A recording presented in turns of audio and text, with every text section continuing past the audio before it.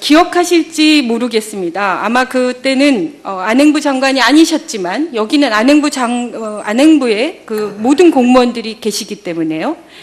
지난번에 재난보고 시스템의 쭉 진행 상황들을 저희가 문제 제기를 했었습니다. 안행부의 중앙안전상황실은 9시 19분에서야 해경에게도 보고받지 못하고 YTN 속보를 통해서 그 사실을 인지했습니다. 그리고 9시 25분에 안행부 강병규 장관에게 보고가 됐고요. 그리고 9시 31분, 9시 45분에 중앙재난안전대책본부가 구성됐습니다. 알고 계십니까?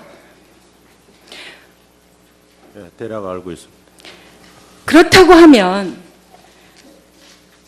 방금 말씀드린 해경의 그 김 정장이 9시 30분에 현장에 가서 10시 17분까지 아무것도 제대로 하지 않고 47분에 골든타임을 날려서 그 수많은 아까운 목숨들을 희생시켰는데 과연 안전행정부는 이 책임에서 무관합니까?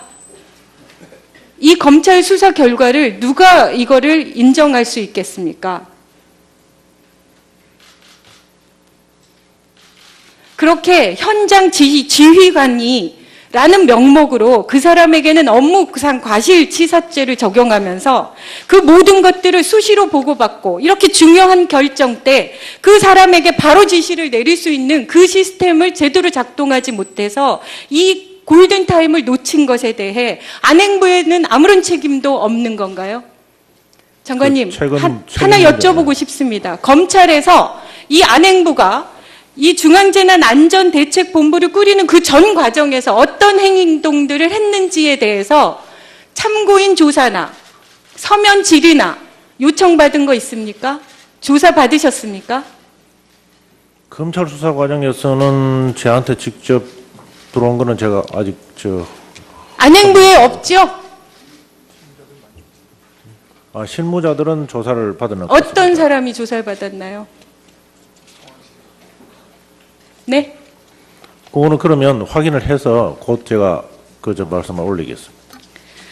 이런 부분들이 있기 때문에 결국은 너무나 명명백백하게 끊임없이 상임위에서 논의된 그 모든 문제들에 대해서도 여전히 수사상에서 책임에서 벗어나 있기 때문에 언론들을 포함해서 수많은 국민들이 그 수사 결과에 대해서 만족하지 못하는 것입니다. 그렇기 때문에 세월호 특별법이라는 것이 필요성이 웅변되고 있는 것입니다. 저는 이 부분에 대해서 안행부에서 만드신 그 안전 마스터 플랜이라는 이것도 세월호 사건에 대해서 정말 교훈을 삼고 있는지 매우 의문스럽습니다. 지금 그 모든 몇 개월 동안 여전히 사고가 났으면 112와 119가 또 여전히 혼동을 일으키고 있지 않습니까? 다행히 그 모든 분들이 구조돼서 문제가 커지지 않았지만 여전히 모든 시스템이 제대로 작동하고 있지 않다는 것이 너무나 명명백백하게 드러나고 있습니다. 거기다 더더욱 적폐라고 하죠. 관피아 문제. 안행부가 공직자 윤리에 대한 주무부서 맞죠? 네. 장관님? 네, 그렇습니다. 그런데 지금 여전히 퇴직 공직자들에 대한 관피아에 대한 척결의 의지를 저는 의심할 수밖에 없습니다. 지금 안행부 산하에 재취업자 69명 중에 41명이 퇴직 전 고위공무원 이상이에요. 근데 그 분들은 2년이라는 제한도 받지 않고 심지어는 저희가 확인해 보니까요. 자료에 나와 있는데요. 재취업을 어떤 심사도 받지 않고요. 명예퇴직을 하십니다. 그래서 명예퇴직 수당 거의 8천만 원 이상을 받으시고요. 명예퇴직 하신 그 당일날 다른 기관에 바로 취직하십니다. 12월 13일 날 사퇴하고요. 그날 당일 출근하십니다. 그런 일들이 산하기관이라는 게 안행부의 승진 적체 현상을 해소하기 위해서 만들어진 기관입니까? 장관님? 그건 아니고요. 공직자 당연히 아니죠. 네. 당연히 아닌데 이 수많은 관피아에 대한 척결 의지가 없이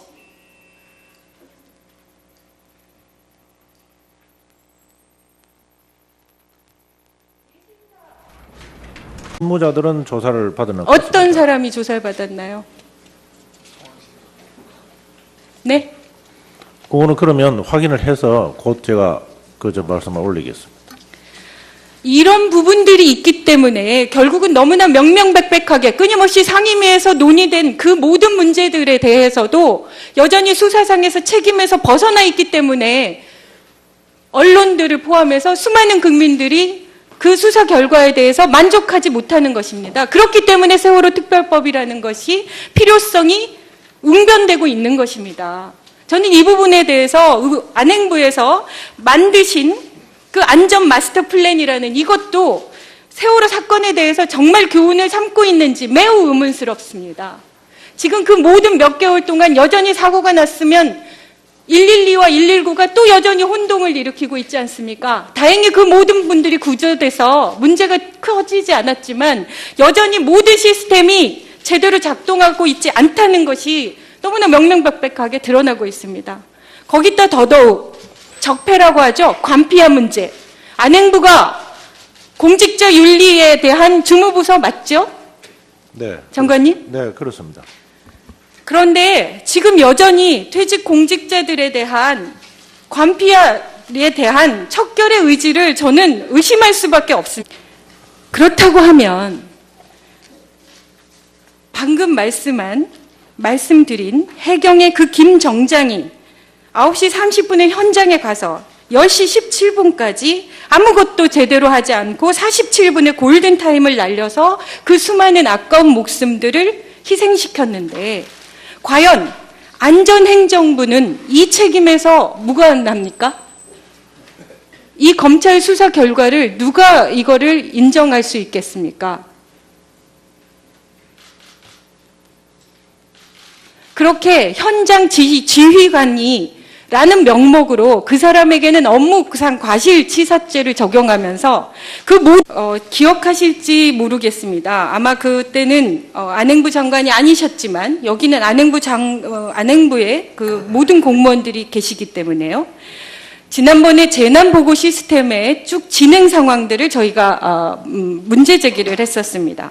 안행부의 중앙안전상황실은 9시 19분에서야 해경에게도 보고받지 못하고 YTN 속보를 통해서 그 사실을 인지했습니다. 그리고 9시 25분에 안행부 강병규 장관에게 보고가 됐고요. 그리고 9시 31분, 9시 45분에 중앙재난안전대책본부가 구성됐습니다. 알고 계십니까? 네, 대략 알고 있습니다. 모든 것들을 수시로 보고받고 이렇게 중요한 결정 때 그 사람에게 바로 지시를 내릴 수 있는 그 시스템을 제대로 작동하지 못해서 이 골든타임을 놓친 것에 대해 안행부에는 아무런 책임도 없는 건가요?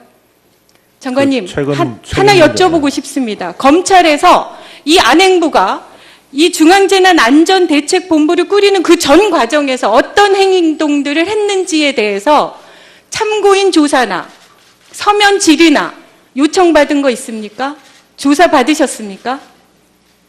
검찰 수사 과정에서는 저한테 직접 들어온 거는 제가 아직 안행부에 없죠?